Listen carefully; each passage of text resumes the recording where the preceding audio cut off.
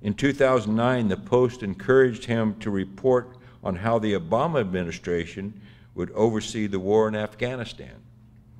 And for 3 years, he traveled to Afghanistan, living and patrolling with the Marines and soldiers.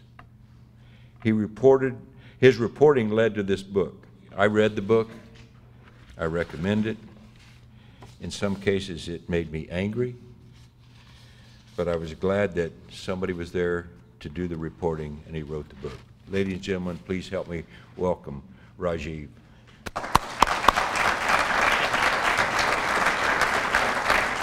Thank you. General Myatt, thank you for that very kind introduction. It's great to be back in San Francisco, city of my birth, or at least the general vicinity of it.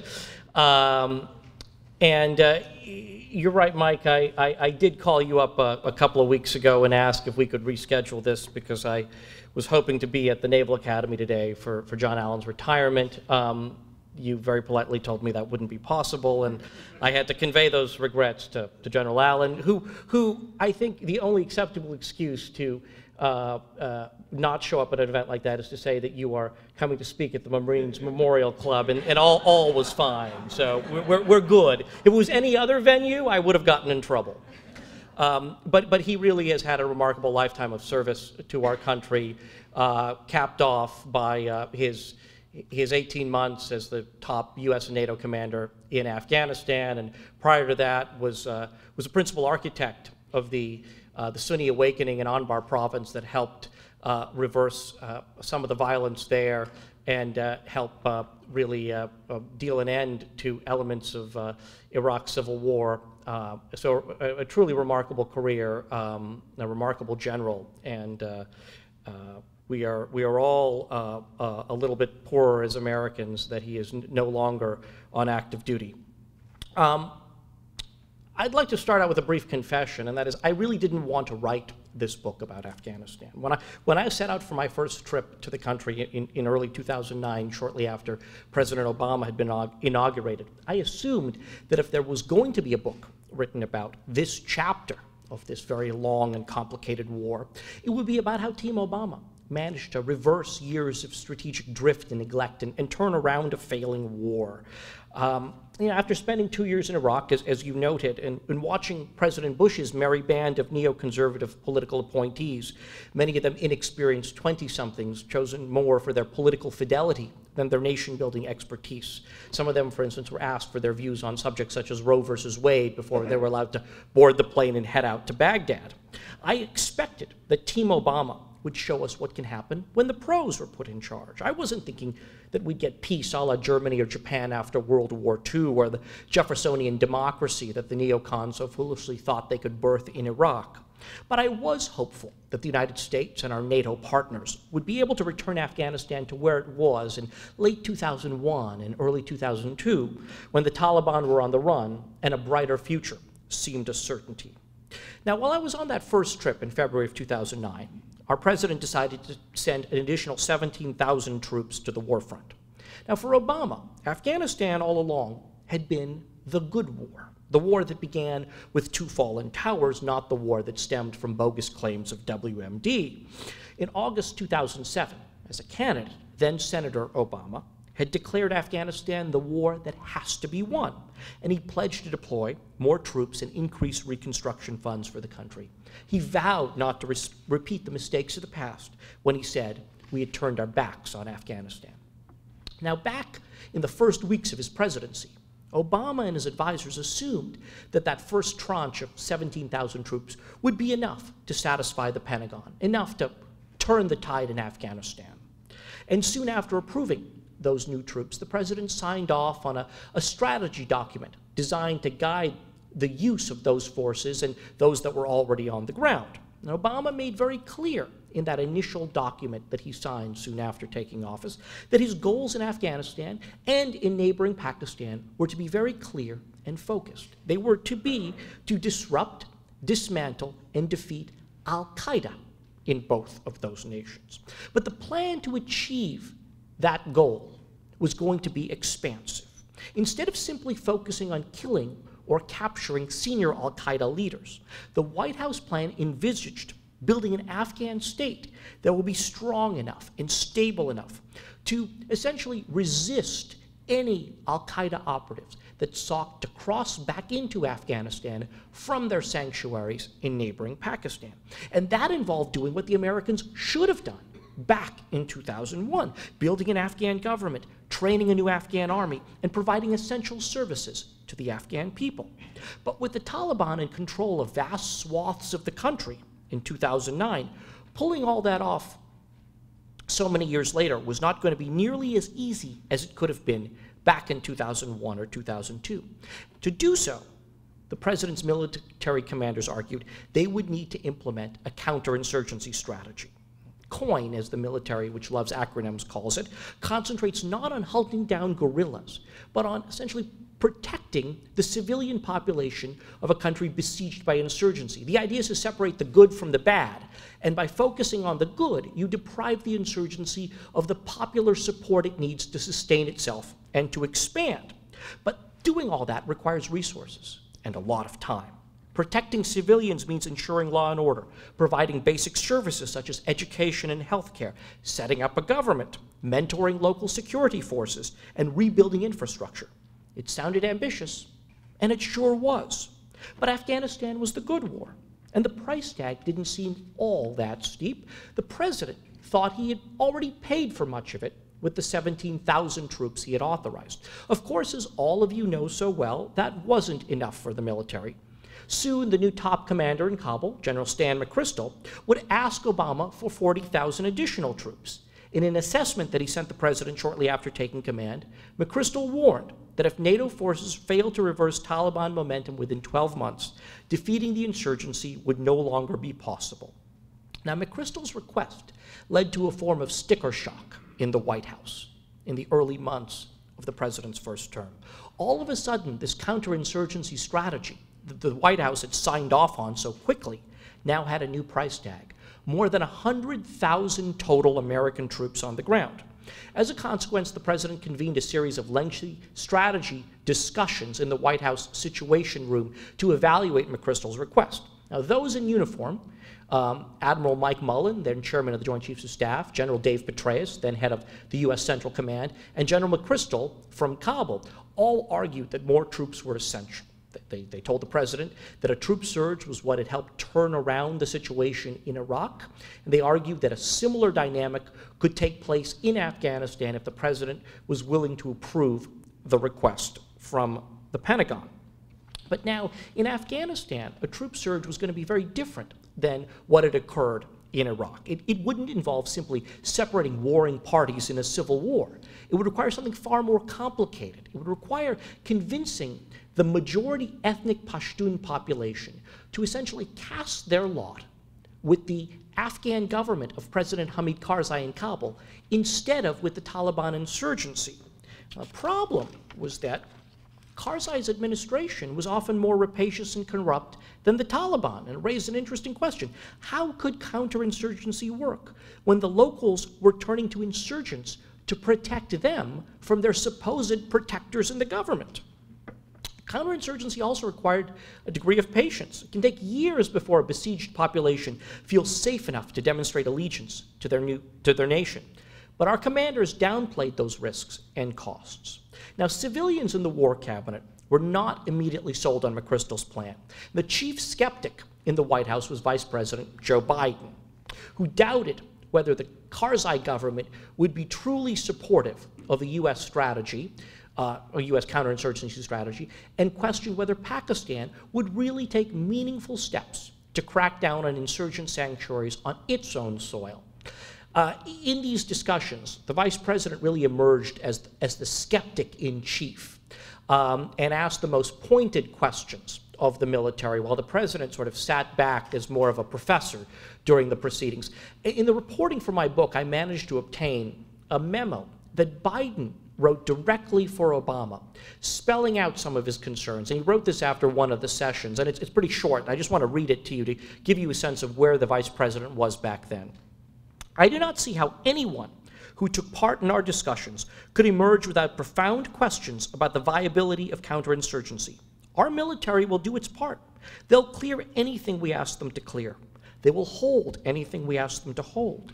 But nobody can tell you with conviction when, and even if, we can produce the flip sides of coin that are required to build and transfer responsibility to the Afghans, an effective and sustainable civilian surge, a credible partner in Kabul, basic governance and services, and competent Afghan security forces. We simply can't control these variables, yet they're essential to the success of COIN. Now, in the end, Obama sided with his commanders. He decided to give them almost all of what they wanted, 30,000 more troops, although the troop surge did come with some conditions, the most significant of which was that U.S. forces would have to start coming home by July of 2011. It was a deadline the president took from the military's own planning documents, which promised that areas could be cleared of insurgents and then handed over to Afghan security forces in just 18 to 24 months.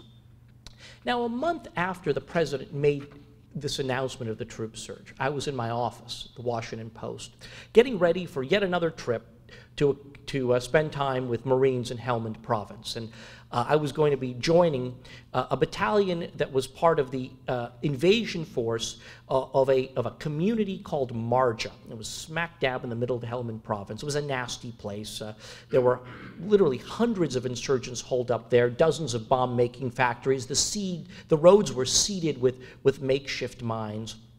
And as I was getting my stuff together, I decided, I should really get a sense of the geography that I'm going to be spending the next several weeks in. And I fired up Google Earth on my computer and I zoomed in on Marja.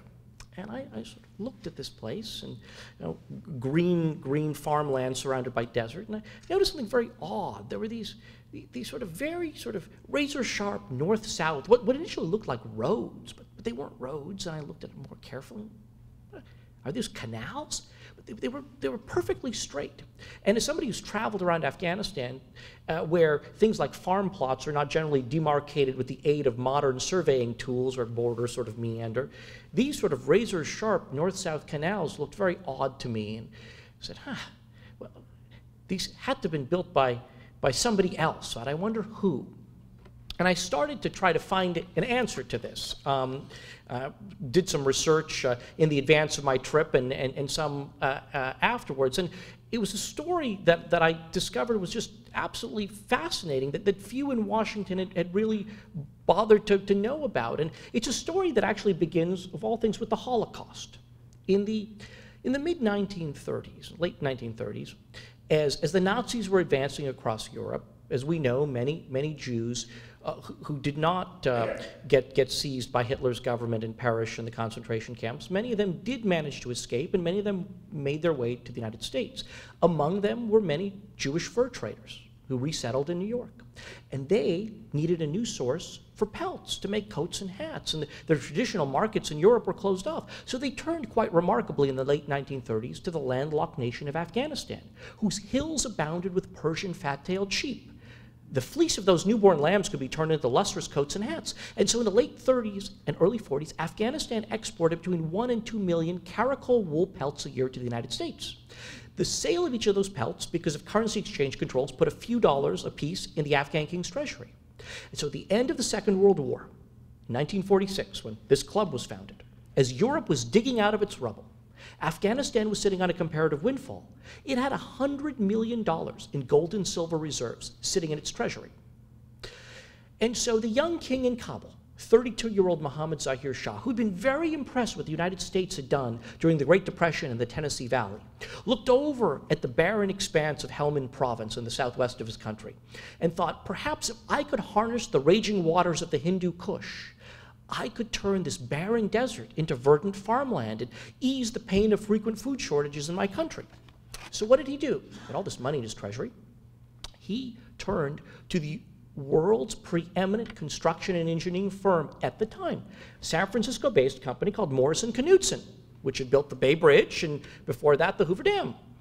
And so using Afghanistan's own money, this wasn't a foreign aid project, the Afghans hired Morrison Knudsen to come into Helmand Province, the very same province that our Marines are stationed in today, to dig a network of irrigation canals to create essentially the Afghan version of California's Imperial Valley. And so the first wave of engineers started showing up in 46 and 47. Now, it wasn't, for the king, who saw this as an agricultural project, some of his advisors around him, who had been sent in the early 30s to study in America, saw this as more than just an agricultural project. They saw this as a potential grand social engineering experiment.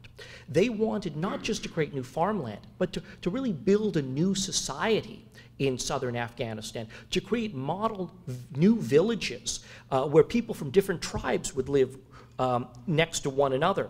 They wanted to resettle nomads. They wanted to educate girls and get women to cast off the head-to-toe burqa. They wanted to replace eye for an eye Islamic justice with written laws and august courts.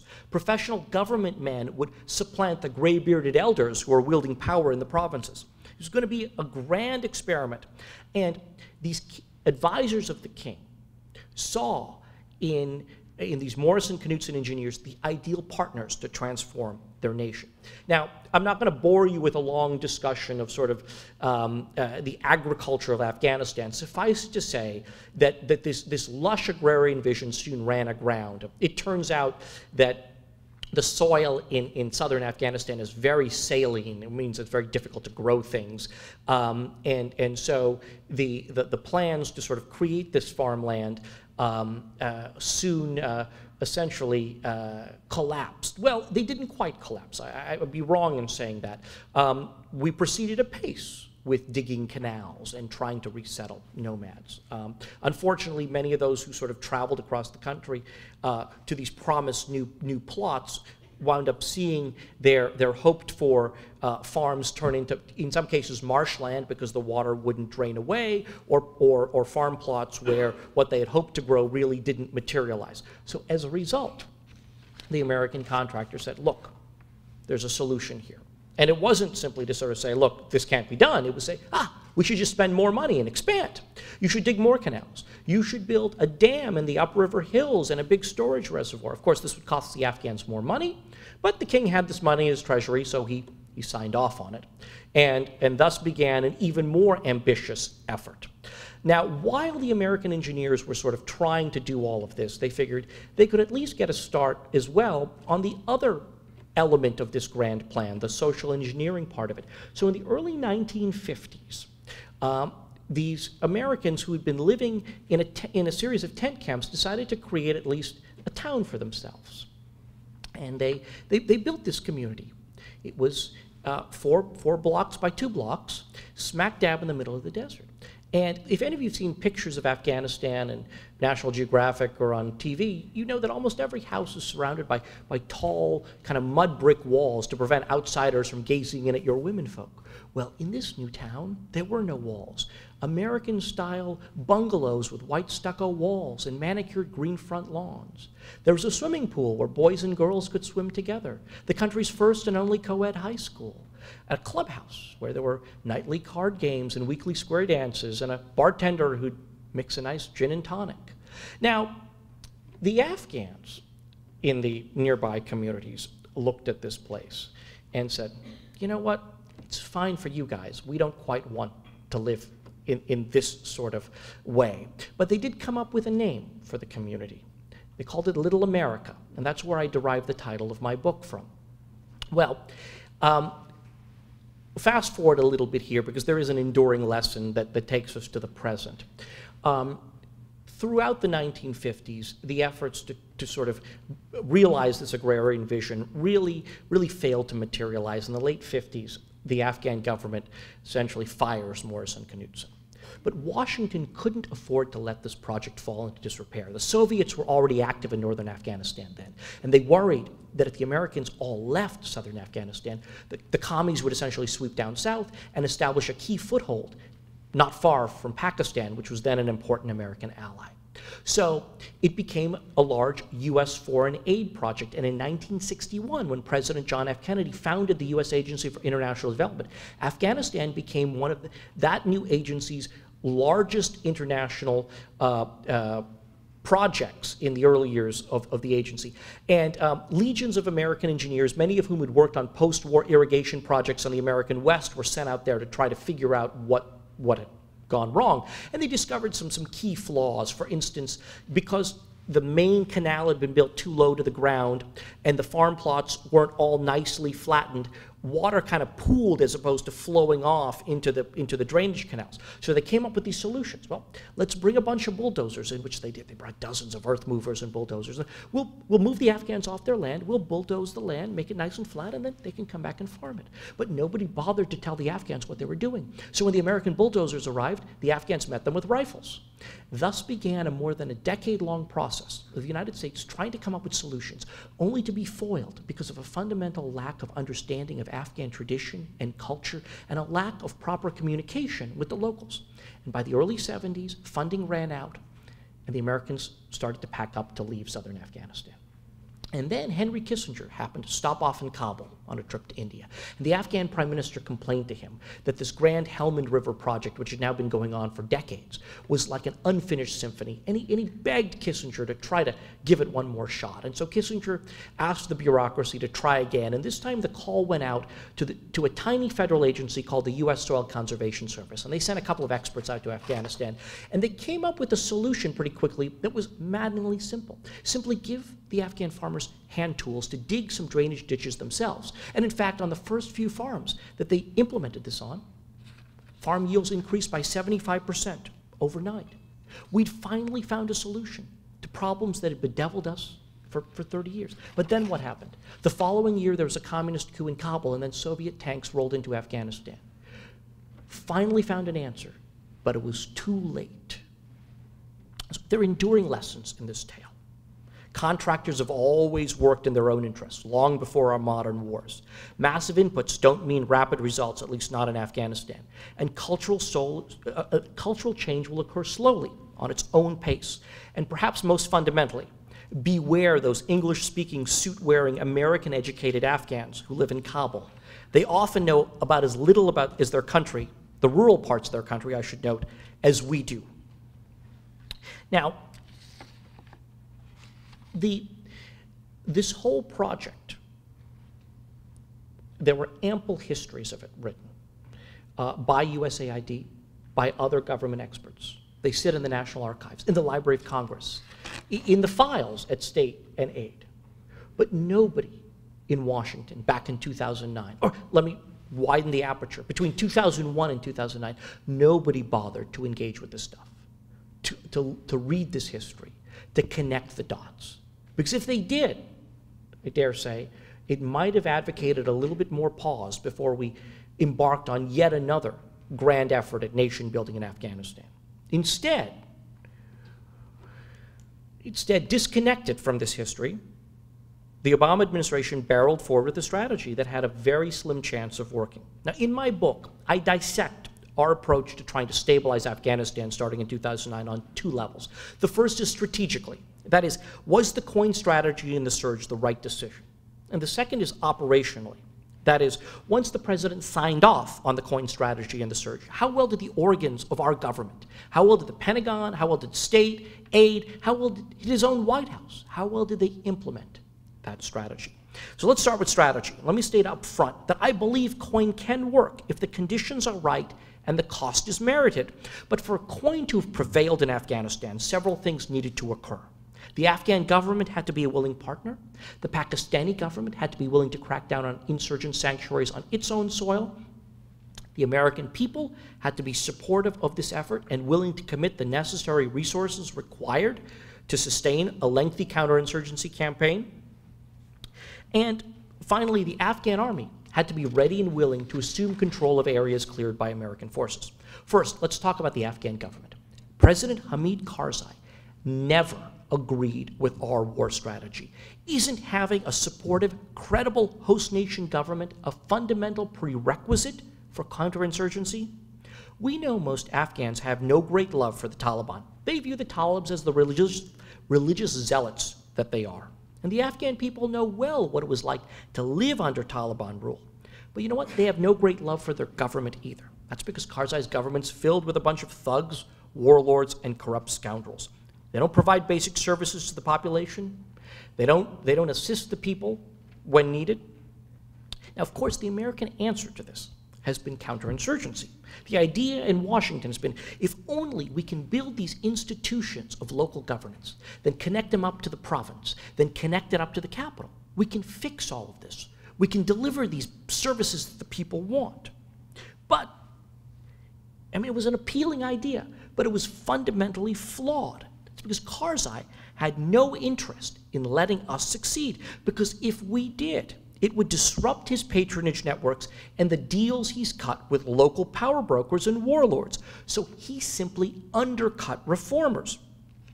He slow-rolled efforts to build institutions of local governance. We Americans naively assumed that the failure to get civil servants down to the local level was because of a lack of human capacity, a lack of enough trained Afghans who can read and write. Now, sure, that was a problem, but the bigger problem was that Karzai didn't believe in the venture, and he had his ministers interfere with the process even when we were footing the bill. Now look, much of this is our fault. Back in 2002, Karzai did try to do the right things. He wanted to take on the warlords and establish a technocratic government. But when he asked the United States to authorize the deployment of NATO forces beyond Kabul to other major Afghan cities, Defense Secretary Don Rumsfeld told him no, because he didn't want to commit additional U.S. troops to the country.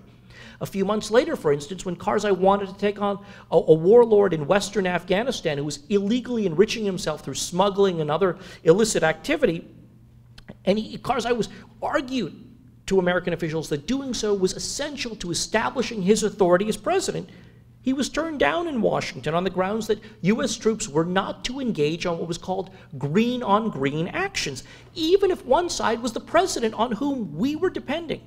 So since we weren't going to provide the muscle to remove the warlords, Karzai engaged in a rational act of self-preservation. He simply cozied up to them. By the time we and our NATO partners got smart about the damage the warlords were causing across the country, Karzai had firmly moved into their camp. Number two, the Pakistani government.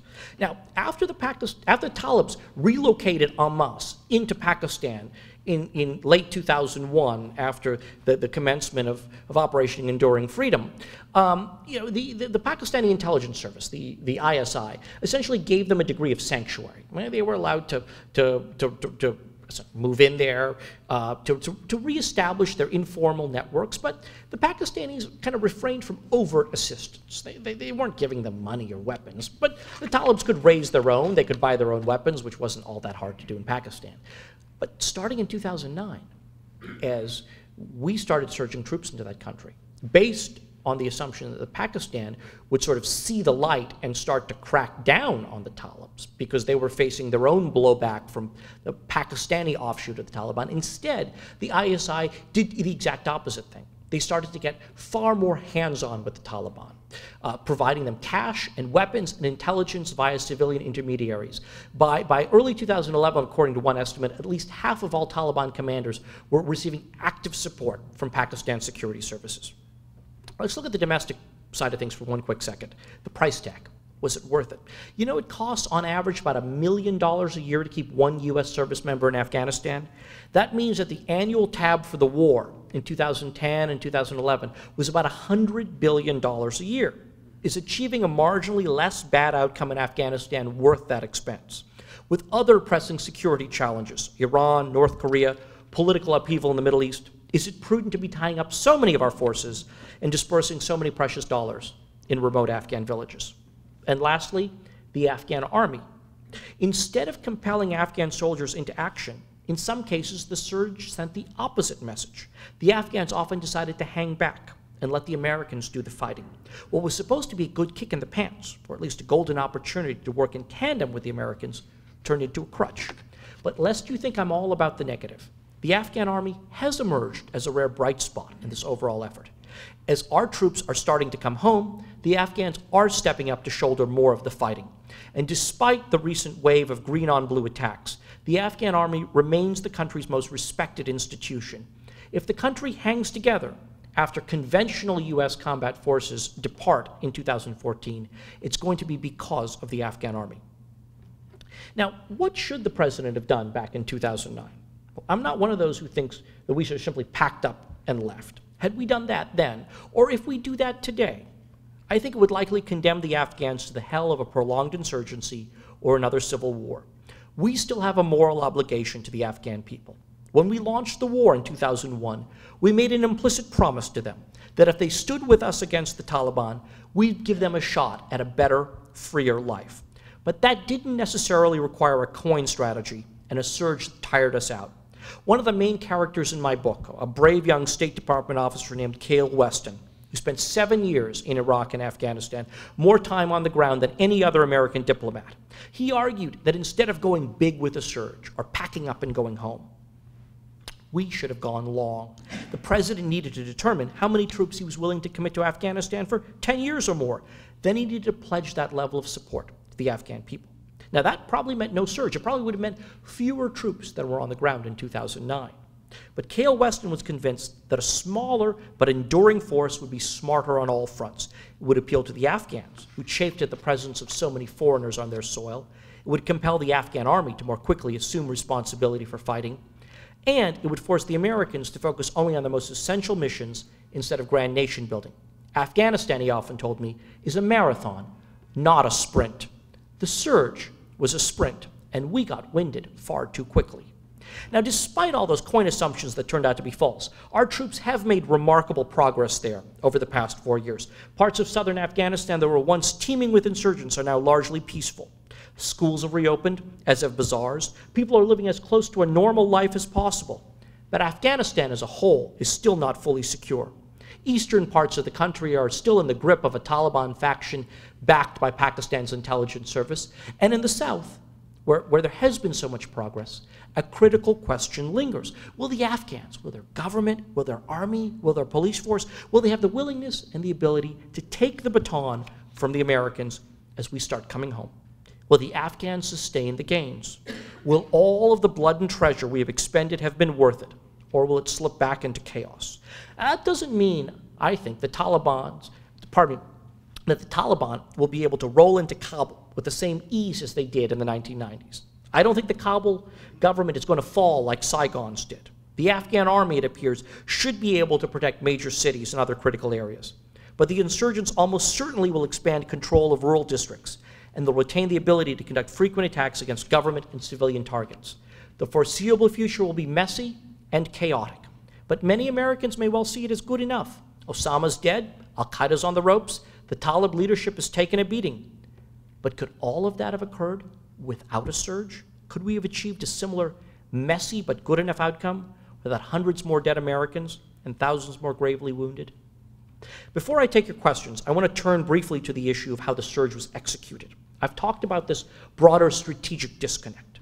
Now I want to address briefly the operational failure. Agree or disagree, the surge was the president's strategy, and the government beneath him had an obligation to make their best efforts to implement it. But each part of our government made critical errors, and I'm going to go through a couple of them. The first is the Pentagon. And I'm going to say something that might be a little impolitic in the Marines Memorial Club, but I'm going to preface this by saying I love our Marines. I've spent weeks on end with our Marines deployed, and I count as some of my dearest friends Marine officers. And I have to say, this is a critique that, quite frankly, many of my Marine friends, many senior Marine officers, privately agree with, even though they can't say so publicly. Back in the summer of 2009, as we were sending that first tranche of forces into the country, the most at-risk part of Afghanistan was the southern city of Kandahar, country's second largest population center. It's essentially the Pashtun heartland. It was a spiritual capital for the Taliban. And if they could have seized it, and the Talibs were essentially on the gates of Kandahar, if they could have seized Kandahar, they would have had a springboard to capture much of the rest of the country, as they did in the 1990s. So you would think perhaps that we would have deployed the first tranche of those forces to the areas in and around Kandahar to protect it. But instead, we sent them off to neighboring Helmand province, where we dug those canals in the 1940s and 50s. But an area of Afghanistan that was home to fewer than 1% of the country's population, even though we were supposedly implementing a counterinsurgency strategy that called for protecting the population. Why? Tribal rivalries, not in Afghanistan, but in the Pentagon. That first tranche of forces was comprised of U.S. Marines.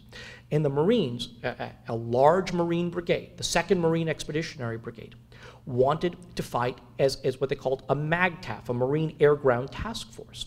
And they wanted to bring their own helicopters, their own logistics units, their own intelligence assets. And what they wanted was essentially what in the military they call contiguous battle space. They wanted their own area to operate, their own airspace. And Kandahar would be too complicated of an environment to create contiguous marine battle space because there were already US and Canadian forces operating in there. So top NATO commanders essentially carved out a part of Helmand province that could be given exclusively to the Marines. The Marines did great things in Helmand, but it wasn't the most important fight. They should have been sent to the areas in and around Kandahar. Had they done so, we could have essentially gained a year of the surge and allowed Generals Petraeus and Allen the flexibility to swing more of those forces to the east before the troop drawdown deadlines kicked in. A couple of other things to talk about real quickly before I turn to your questions. There was supposed to be a civilian surge that took place in tandem with the military surge, a surge of American diplomats and Reconstruction workers to serve down there at the field level with our brave military officers to help provide all of those necessary elements of our civilian counterinsurgency strategy to help build institutions of local governance. Put aside the question of whether coin made sense or not. That was the strategy, and we were supposed to get civilian experts down to help restart local governments, to reopen schools, to provide assistance to farmers. What happened? The civilian surge essentially unfolded a year too late. Most of those civilians started flowing in well after our military forces had descended upon southern Afghanistan. And then, when the influx of those civilians showed up, most of them wound up staying in Kabul, in the very comfortable, well-appointed embassy compound with its bar and swimming pool, instead of getting out into dusty forward operating bases in southern Afghanistan where they were most desperately needed. Instead of scouring the nation for the best talent to fill these jobs, those responsible for doing the hiring at state and aid simply waited for resumes to come in over the transom, often from contractors who had worked on wasteful projects in Iraq. We missed a great opportunity to try to provide those essential services to the Afghans and to provide the help that our military officers so desperately needed down at the local level. Reconstruction. Afghanistan has desperate needs. We can all agree upon that. I mean, its rates of infant mortality, malnutrition, illiteracy, it's all off the charts. It's one of the poorest countries on the planet. And Afghanistan was starved of resources under the Bush administration when we were so focused on Iraq. Well, Team Obama came in, recognized that there were deep needs there, and figured they were going to try to fix all that, and they wanted to do it very quickly. Think of Afghanistan, though, as a parched man on a hot day. What he really needed was a tall glass of ice water. What our approach in 2010 turned out to be was turning a fire hose on him, far more than he could reasonably drink and hurting him in the process. We tried to spend, in 2010, $4 billion on reconstruction projects in a single year in that country. Far more than Afghanistan could reasonably absorb. In some parts of the South, and where the Marines were operating, it equated to more money than the per capita income of every man, woman, and child. Not surprisingly, it wound up fueling the very corruption we were trying to stem. My last quick point about the failures in operationalizing the surge was back in Washington. I'll get the subtitle of the book from all that. You know, while I was out in Afghanistan, I discovered that actually there was a second war going on, and it was a war inside the Beltway. It was the war within the war. And the nastiest battle there was occurring between the State Department and the White House, specifically between Richard Holbrooke, the late veteran diplomat who had been brought in by Hillary Clinton to help chart a path toward possible peace talks with the Taliban, and the President's National Security Council.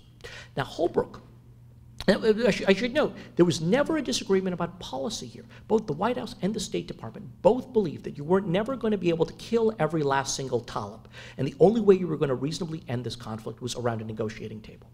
So, policy, total agreement. It was personality that was the problem. Holbrooke, now, he was a guy who was eminently qualified. He, in 1996, almost single-handedly brokered the Dayton Accords to end the civil war in the Balkans. At age 27, he was the youngest American to serve on the U.S. delegation to the Paris peace talks aimed at ending the Vietnam War. But he had a large ego, sharp elbows, thirst for the spotlight. He was a dramatic fellow, and that didn't go down so well in a White House run by a president nicknamed No Drama Obama.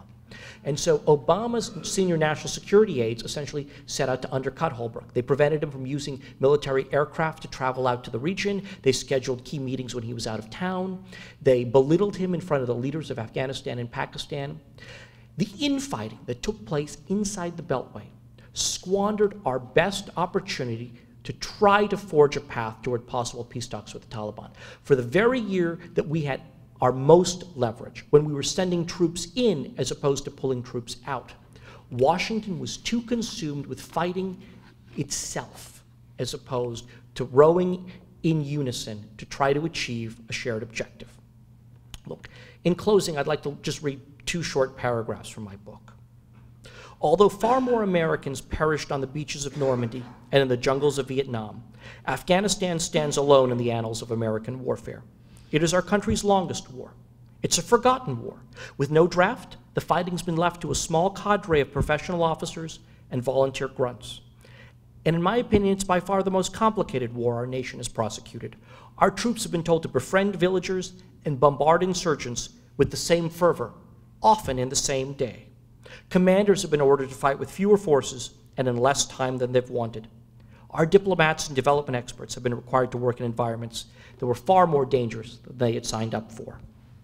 All told, I spent 3 years observing Americans attempting to defeat the insurgency in Afghanistan. For a long time, I believed that we could pull it off, if only we had enough people, money, and patience. But I'd soon discover that the real challenge wasn't headcounts, budgets, or public opinion. For all the grand pronouncements about waging a new kind of war, our nation was simply unable to adapt. Too few generals recognized that surging forces could be counterproductive, that the presence of more foreign troops in the Pashtun heartland would be a potent recruiting tool for the Taliban. Too few soldiers were ordered to leave their air-conditioned bases and live among the people in fly-infested villages. Too few diplomats invested the effort to understand the languages and cultures of the places in which they were stationed. Too few development experts were interested in anything other than making a buck. And too few officials in Washington were willing to assume the risks necessary to forge a lasting peace. And nobody, it seemed, wanted to work together. The good war had turned bad. For years, we dwelled on the limitations of the Afghans. We should have focused on ours instead.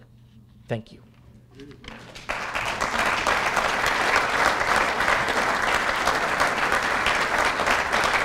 I do have a comment from somebody, I think, on a light note here. It says, in case you've been working too hard, your high school alma mater, Moraga, California High School? Campo Lindo, yep. Yeah, Campo Lindo, has had an outstanding football season the last 2 years.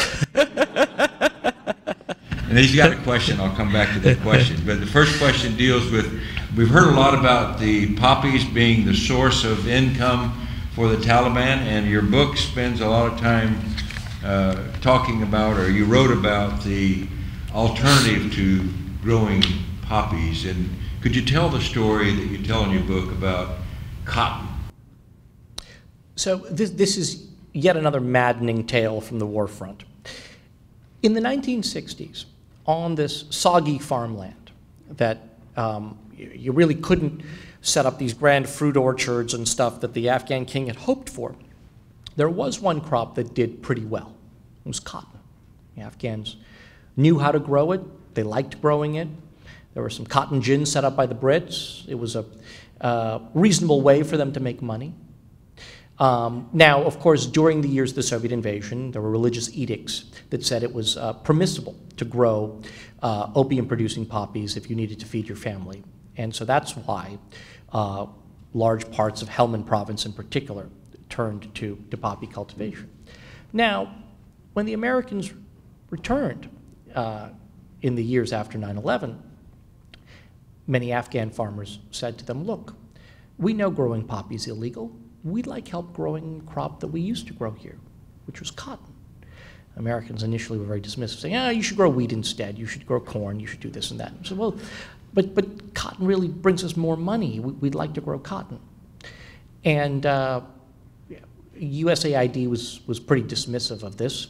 And along the way, a couple of Americans saw the promise here and tried to convince folks at aid to change their opinion.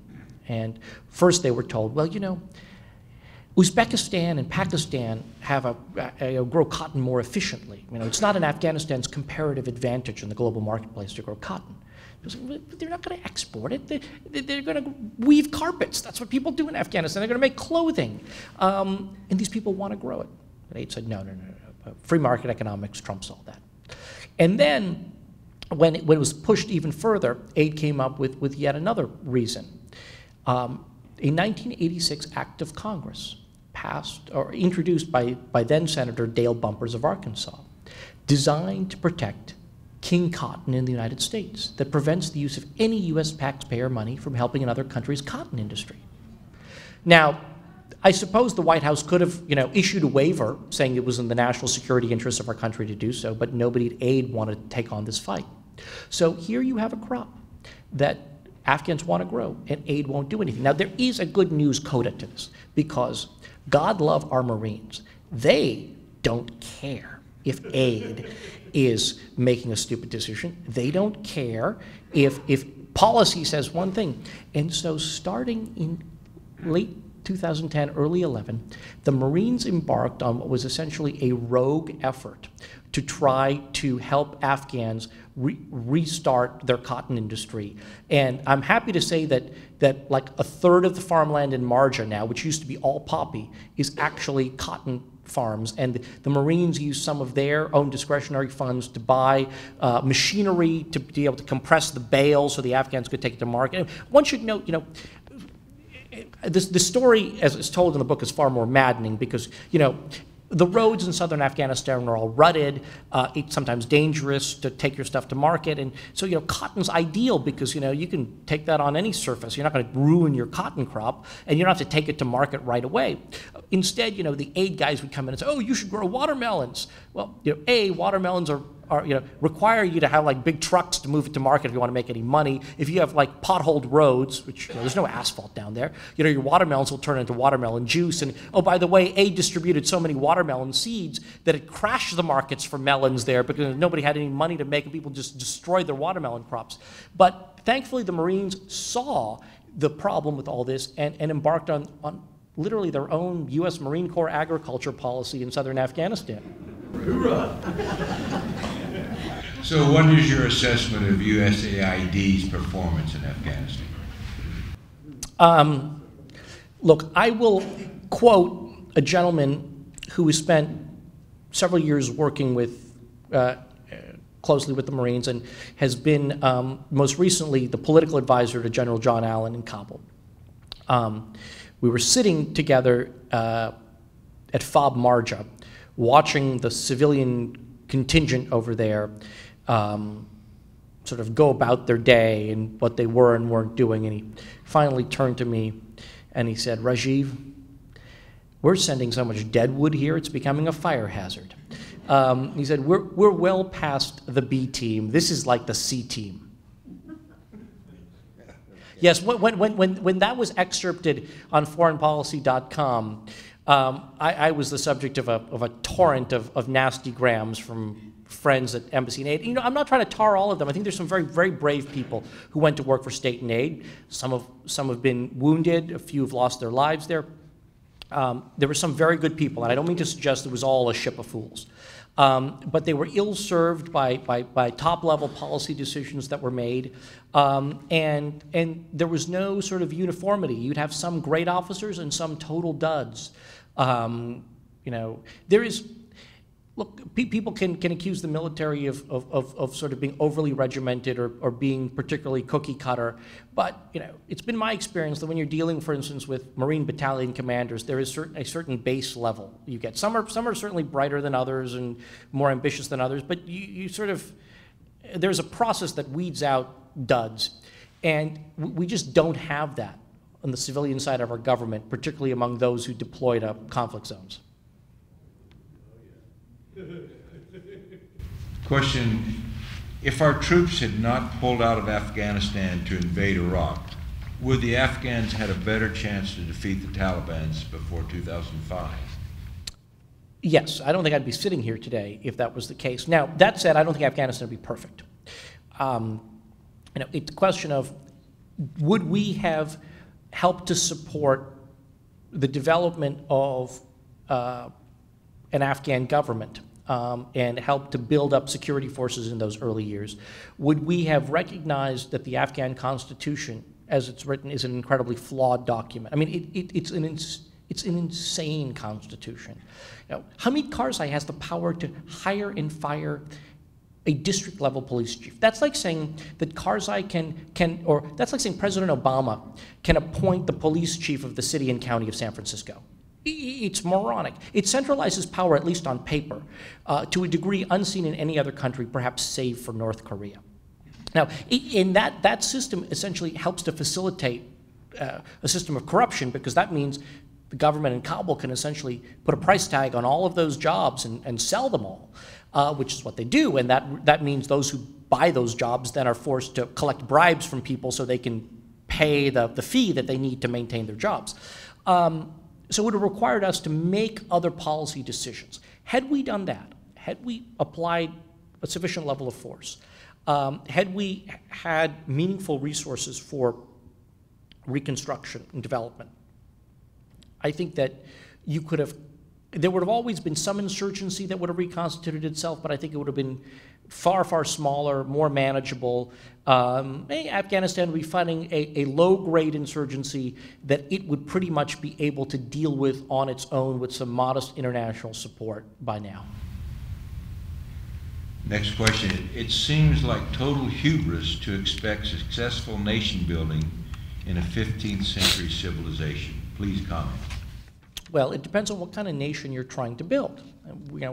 The idea that you're trying to build local governments that are then connected to their state governments, that are connected to a capital, that you require resources to flow down from the capital down to these places, yeah, that's kind of crazy, particularly in a place, in Helmand Province, where the Marines are operating.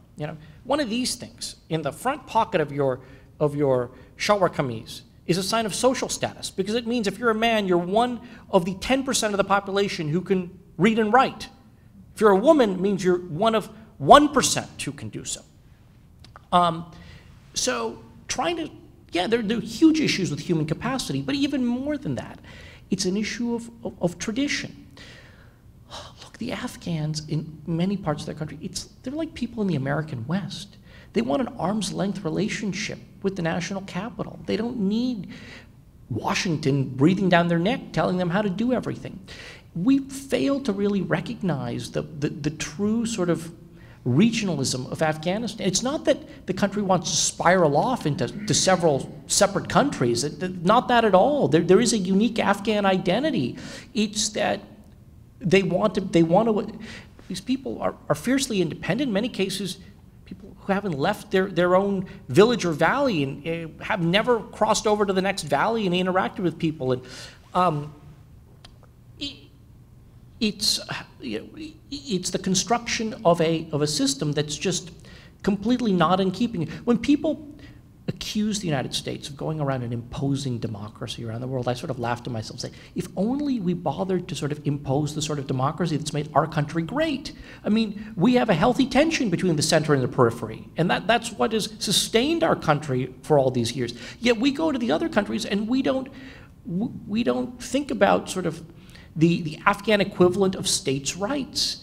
And they, however, get it, and they don't want Kabul to be doing what they're doing, and I think in some cases that breeds a deep degree of suspicion in our efforts and those by proxy of the Afghan central government. There are several questions on the democracy issue, and I think you answered those. This one says, what coaching might you offer the U.S. military officers for working with U.S. State Department officials to execute U.S. foreign policy abroad?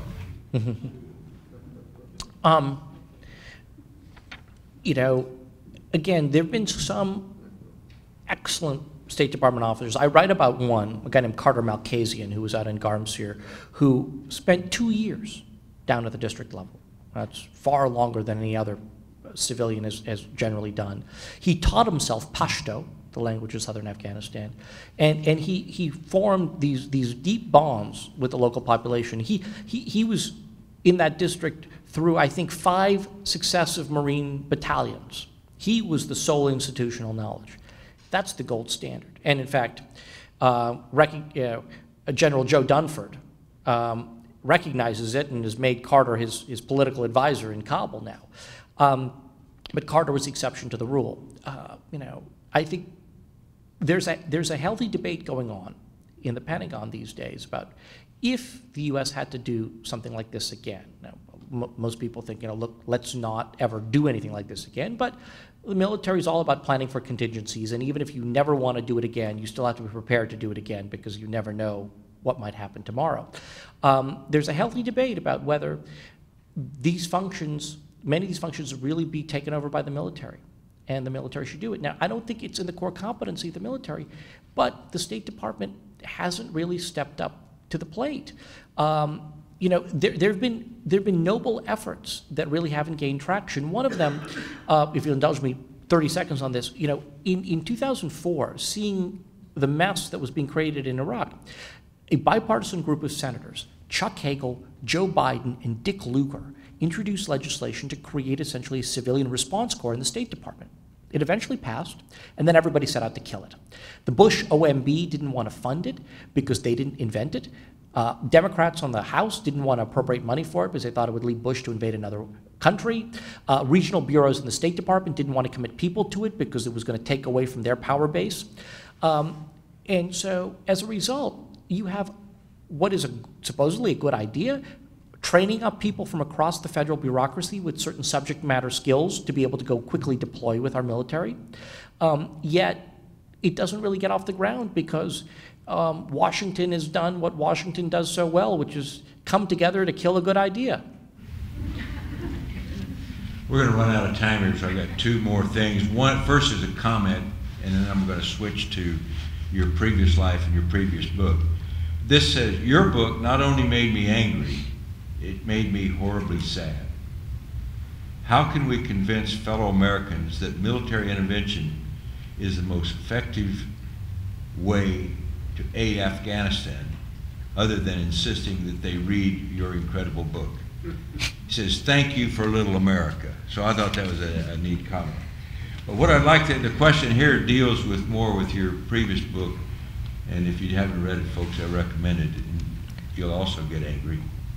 And it's that imperial life in the Emerald City. It says, if you were Chuck Hagel being berated by John McCain during the Secretary of Defense confirmation hearing, would you have answered that the surge was a success in Iraq or a failure?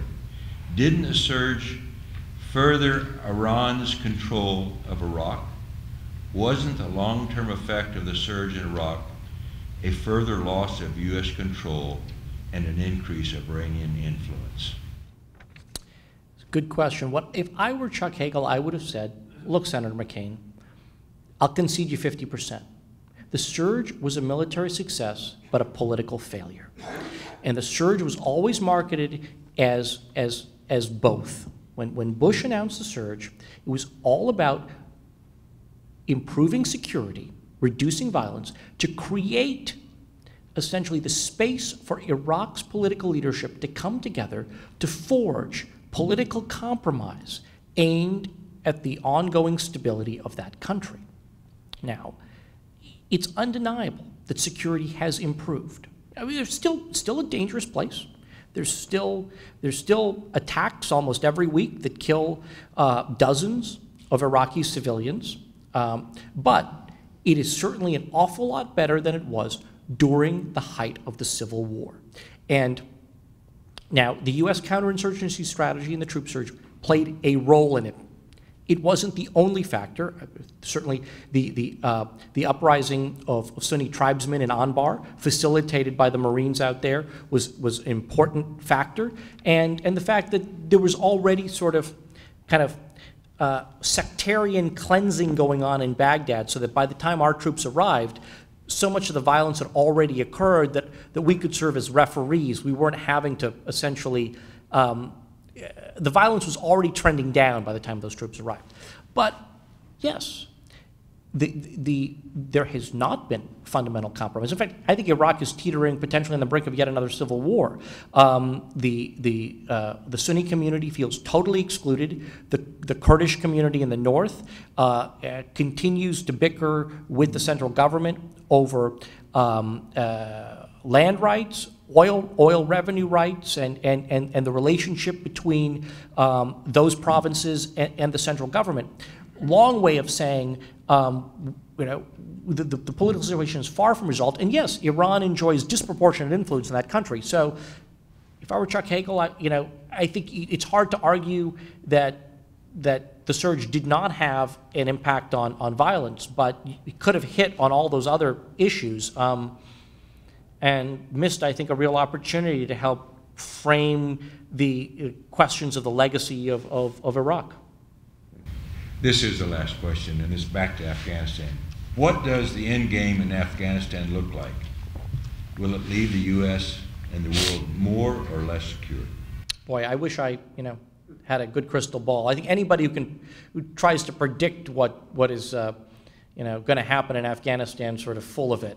Now that said, I will venture a brief prediction. Look, there's simply too many variables here. I think there's a decent chance that the government in Kabul will be able to retain control of the capital and other major cities. The Taliban will certainly increase its footprint in rural areas. They will continue to conduct frequent and spectacular attacks. Question is, can this turn out a situation where we have an insurgency that it's a significant insurgency, but one that the Afghan security forces, with some international assistance, can sort of keep in check and slowly beat back, a la Colombia? Or will the uncertainty of 2014 and the immediate aftermath lead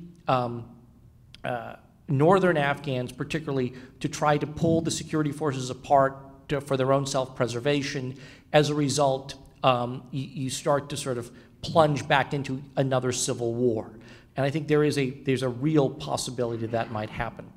But there's been a lot of talk in Washington in recent months about just how many troops should the United States leave in Afghanistan after 2014. As we know, our military commanders, General Allen, General Mattis, have been on the record saying that they favor about 13,000 U.S. troops in Afghanistan in 2015 and beyond.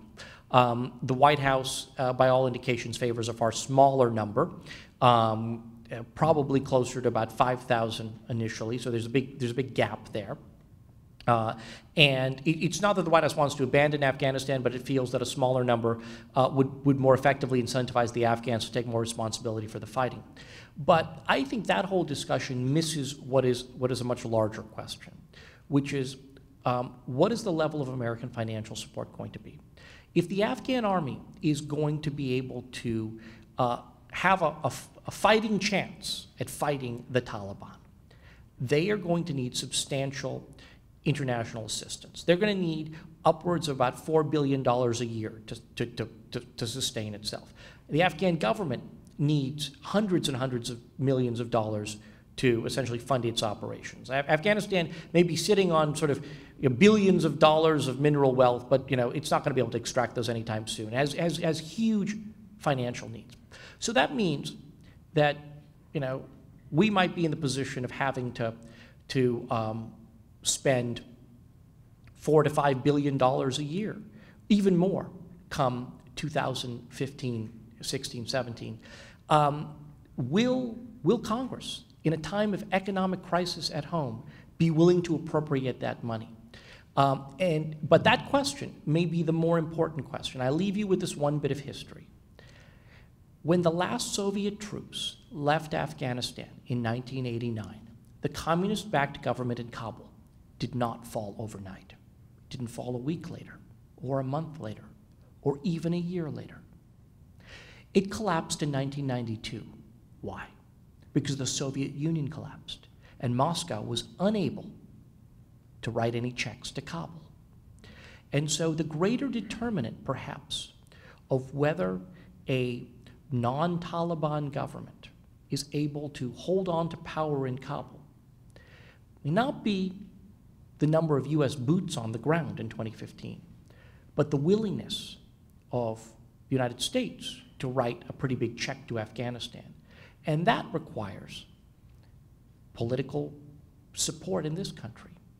And that requires political leadership.